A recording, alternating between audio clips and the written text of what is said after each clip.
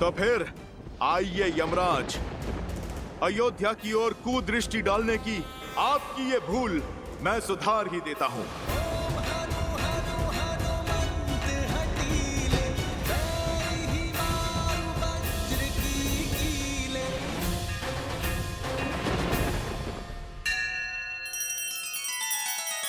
श्री रामचंद्र कृपालु भजु मन हरण भव भय दारुणम। नव कंज लोचन कंज मुख कर कंज पद कंजारुणम।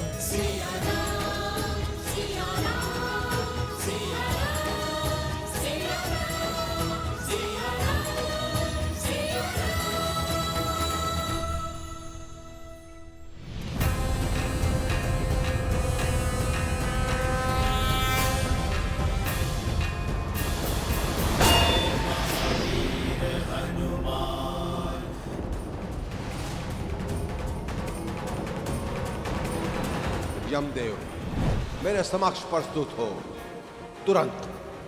ये मेरा ब्रह्मा का आदेश है। पहले यमदूत, फिर साक्षात यम का आगमन। अर्थात मेरा संदेह उचित था। इस पृथ्वी पर जो कुछ भी घटता दिख रहा है, उससे अलग ही कोई योजना बना रही है नियति, जिसके विषय में मेरे भोले भाले प्रभु को भान नहीं। पर इस हनुमान के रहते कोई भी अनिष्ट नहीं होगा। जय श्री राम।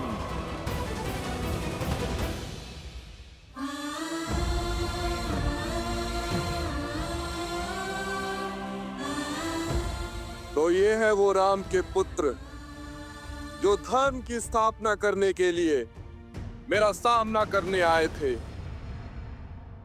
देखो असुर वीरों, राम के इन वंशजों को कुंभकर्ण के पुत्र के समक्ष घुटने टेक दिए। इन्होंने माटी में सिमट गए हैं।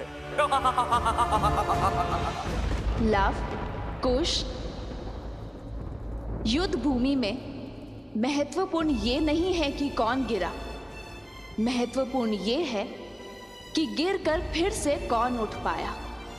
तुम उन श्री राम के रक्त हो जिन्होंने 14 वर्ष वनवास के दुख भोग कर भी बिना किसी सैया के दशानन का सामना किया, जिन्होंने बिना कवच के हर प्रहार सहा। तुम टूट नहीं सकते, अधर्म के समक्ष झुक नहीं सकते पुत्र, क्योंकि यदि तुम टूटे तो श्री राम का राम राज्य का सपना टूटेगा।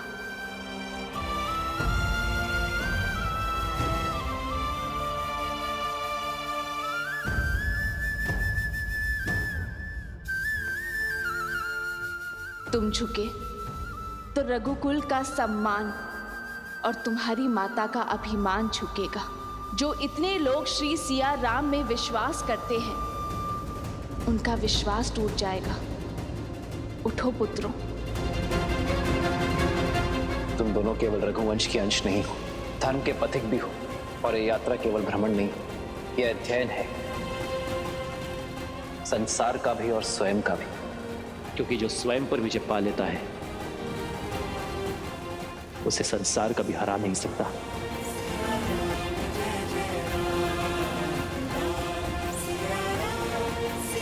माता, माता,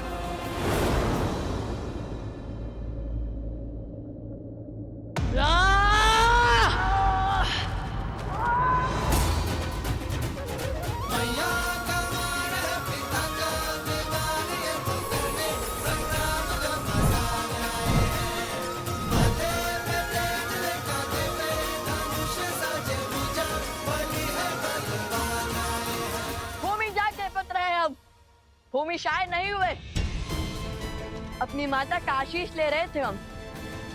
आओ तो मैं भूमि जाके पुत्रों की शक्ति दिखाए।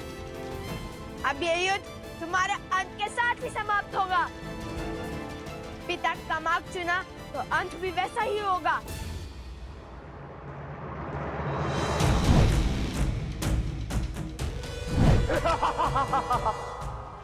जय श्री राम, जय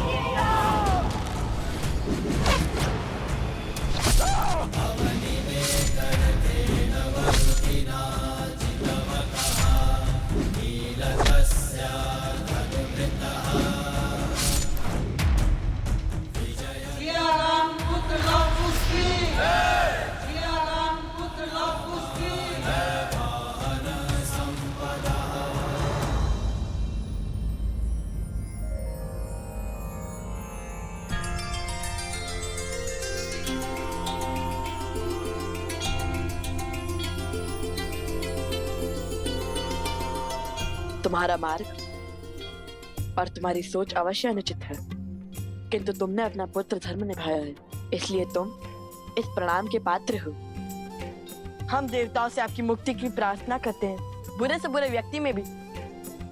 यदि अपने माता पिता के लिए आदर का ये भाव रहे तो हम उस भावना को नमन करते हैं। आशा है कि तुम समझ गए होंगे कि प्रतिशोध की अग्नि स्वयं को ही स्वाहा कर देती है। समझ गया, और ये भी समझ गया कि कितना अभागा था मैं जो रघुवंश की महानता नहीं समझ सका। आज समझ आया कि पिता का मान उसके बुरे कर्मों का अनुसरण करके नहीं, शुभ मार्ग पर चलकर और उन्हें भी शुभ मार्ग पर लाकर होता है। संतान हो तो लव कुश जैसी। राम नाम सत्य है। भज मन राम नाम सुखदाई। आर्यवर्त का भ्रमण तो संपूर्ण हो ही गया है कुछ। अब बस शीघ्र ही पिताश्री से भेंट करने की इच्छा है भैया। हनुमान से लड़कर कोई लाभ नहीं, इससे केवल समय ही व्यर्थ होगा। तो मार्ग क्या है परमपिता? महादेव अब केवल वही हैं जो हम सबको मार्ग दिखा सकते हैं। ब्रह्मदेव, हम गए थे महादेव के पास, किंतु उन्होंने सारी बात श्रीराम पर डाल दी। अब श्रीराम तो आपके प्रिय हनुमान जी की सौगंध से बंधे हैं। इसीलिए हमें अब महादेव के पास ही जाना होगा।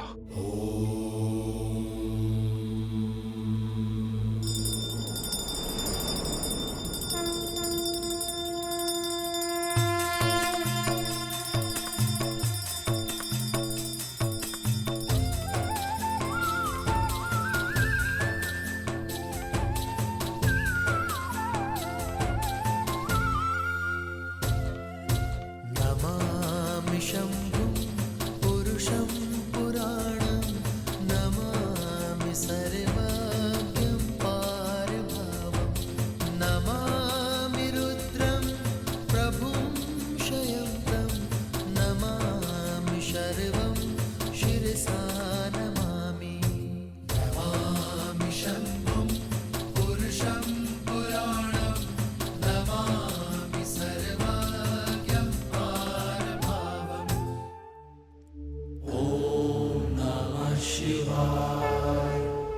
हर हर महादेव।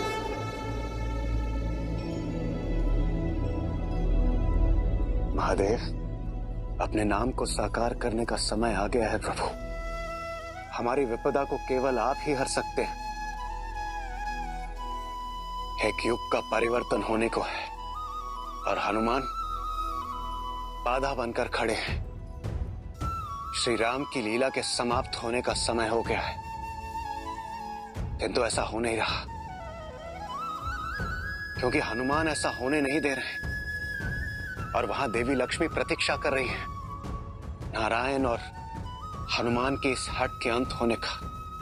और हनुमान जी वो है कि अपनी हट से हटने को तैयार ही नहीं है।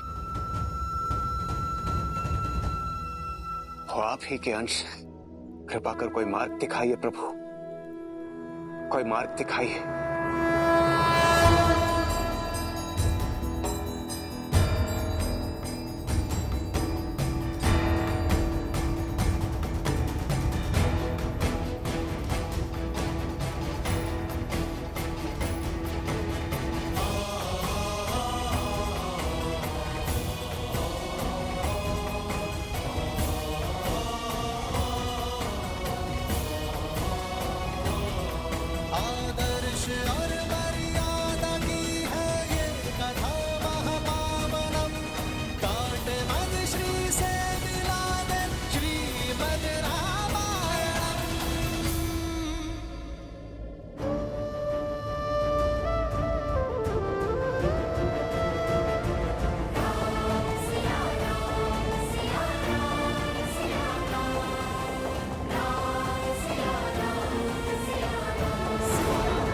सीते,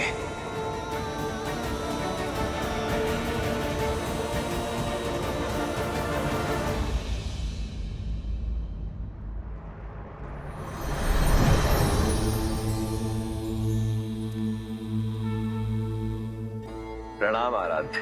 प्रणाम महादेव। आप तो अंतर्यामी हैं, सब जानते हैं, परंतु फिर भी ऐसा कुछ है जिसे आपको स्मरण कराने के लिए मेरा यहां आना आवश्यक था। शेष की शैया सज्ज है, देवी लक्ष्मी भी प्रतीक्षा में है, परंतु केवल वही नहीं है जो नारायण की प्रतीक्षा कर रही है। एक नया युग आंखें फैलाए आपकी प्रतीक्षा कर रहा है। कई नए वचन, कई सीख, कई नए कालक्रम नारायण की अगली लीला की प्रतीक्षा में है। हे नारायण, ये ब्रह्मांड आपकी अगली लीला देखने के लिए सज्ज है, परंतु ऐसा हो नहीं पा रहा। मैं जानता हूं आप स्वयं हनुमान की प्रतिज्ञा से बद्ध हैं, परंतु कोई ना कोई मार्ग तो ढूंढना ही होगा ना, जिससे हनुमान की प्रतिज्ञा भी ना टूटे और सृष्टि का चक्र भी ना रुके। ये तो सर्वविदित है कि बल, छल, बुद्धि, युक्ति और ज्ञान विज्ञान से हनुमान को हरा पाना असंभव है। हनुमान यदि हारेंगे तो अपने श्री राम से। मैं आपका संकेत समझ रहा हूं आराध्य। एक नई कहानी, एक नया युग, एक नया अवतार लेने का समय आ गया है। किंतु समस्या ये है कि इस बार बाधा कोई असुर या आसुरी शक्ति नहीं, बाधा एक भक्त है। बाधा कोई छल या पाप नहीं, एक भक्त का असीम प्रेम है। महादेव, इस संसार में युगों युगों तक जब भी एक सच्चे भक्त का नाम लिया जाएगा, तब सर्वप्रथम हनुमान का नाम लिया जाएगा। जिस जिसके मन में मेरा नाम बसेगा, मेरा हनुमान उसकी रक्षा करने के लिए सज्ज होगा। और जब जब राम का नाम लिया जाएगा, हनुमान का नाम स्वयं उसके साथ जुड़ जाएगा।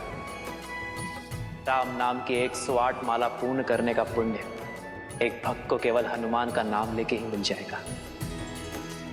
किंतु समय आ गया है महादेव कि एक भक्त ये जाने कि भक्ति शरीर की नहीं, भाव की होती है। शरीर के मोह और बंधन से मुक्त होकर ही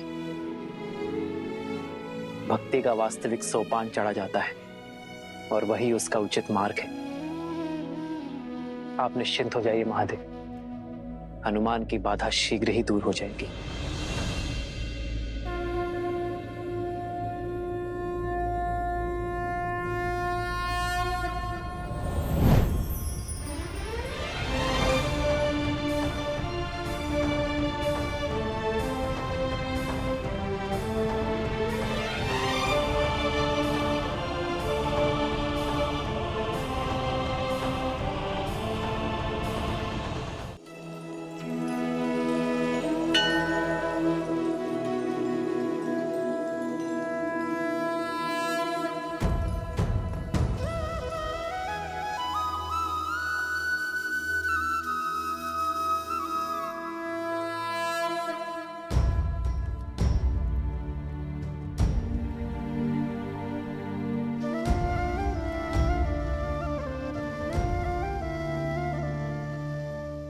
जन्म जन्म का है ये संगम, राम रतन सीता वैभव धन। ये मुद्रिका नहीं है सीते, हमारे प्रेम, हमारे वियोग, हमारे मिलन और हमारे संबंध की स्मृति, और आज मुझे इसे स्वयं से पृथक करना होगा। क्षमा करना सीते, ये आवश्यक है ताकि मैं अपने हनुमान को परम सत्य के ज्ञान की यात्रा पर भेज सकूं। और हनुमान का मुझसे पृथक होना, ये तो स्वयं महादेव की आज्ञा है।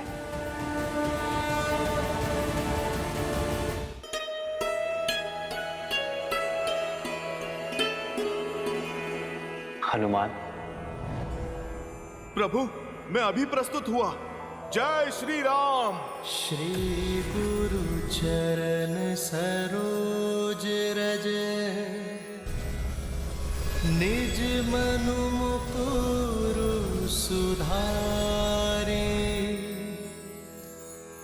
बरनउँ रघुबर बिमल जसु। प्रभु सेवक प्रस्तुत है।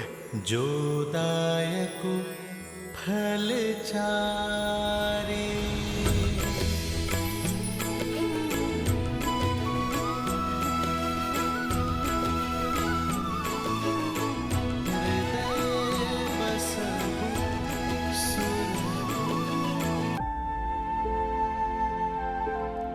तुम मेरी इतनी चिंता क्यों करते हो हनुमान? प्रभु आप तो संसार के भले की और सुख की चिंता करते हैं। आपकी चिंता करने वाला भी तो कोई होना चाहिए ना। अब तो माता सीता भी इस संसार में नहीं है, ना लवकुश आपके साथ है और ना ही लक्ष्मण भैया। प्रभु तो फिर मेरा दायित्व और भी अधिक बढ़ जाता है। आपके संरक्षण में ये अयोध्या ही नहीं, समस्त पृथ्वी फले और फूले। उचित कहा तुमने हनुमान। कभी कभी हम किसी से इतना प्रेम करने लग जाते हैं कि उस प्रेम को निभाते निभाते सारी मर्यादाएं, सभी नीतियों को अनदेखा कर देते हैं।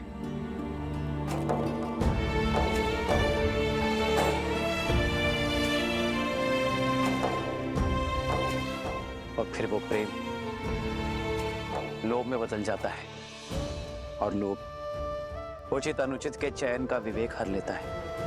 प्रभु हनुमान मैं जानता हूं कि तुम मुझसे और अयोध्या से अत्यंत प्रेम करते हो।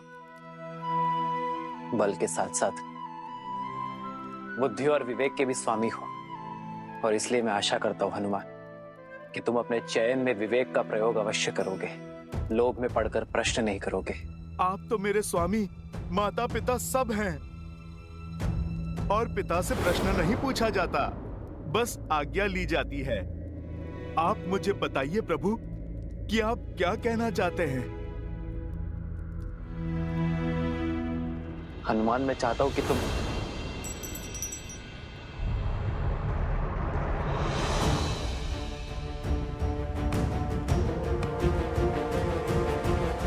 ये बातों बातों में कैसे छिटक गई मेरे हाथ से। ये मुद्रिका स्मरण है हनुमान, ये मुद्रिका सीता की स्मृति है, वो अंतिम प्रतीक जो इस गर्त में चली गई। प्रभु आप चिंतित ना हो, मैं बस अभी इस मुद्रिका को ढूंढ कर लाता हूँ। रहने दो हनुमान, ये इतनी छोटी सी दरार है, ना जाने भूमि में कितनी गहरी गई होगी। तुम्हें मुद्रिका ढूंढने में कष्ट होगा। प्रभु ये मुद्रिका आपका संतोष है और मेरी माता का स्मृति चिन्ह है।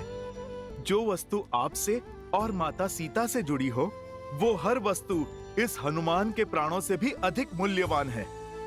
प्रभु मैं अपने माता पिता को जोड़ने वाली रेखा को भला अधूरा कैसे छोड़ दूं? ये मुद्रिका धरा में चाहे जहां हो या अंतरिक्ष के किसी भी कोने में क्यों ना हो, मैं उस मुद्रिका को खोजकर आपको सौंपूंगा। जय सिया राम।